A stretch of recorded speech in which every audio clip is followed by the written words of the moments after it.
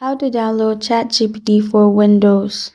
Hi everyone, it's Sophia to assist you today. Without any delay, let's jump right in. First, open your PC, then open Microsoft Store. Log into your Microsoft Store, then click on search bar located on top. Search for Chat GPT.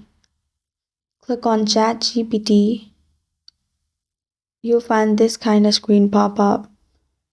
Click on Get button, which is in blue color. Slowly, it's being installed.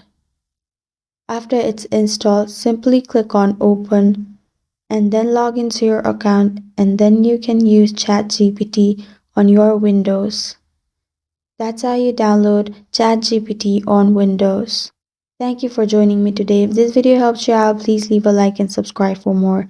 Got a question or want to suggest a topic? Comment below. I'm Sophia signing off. Until next time.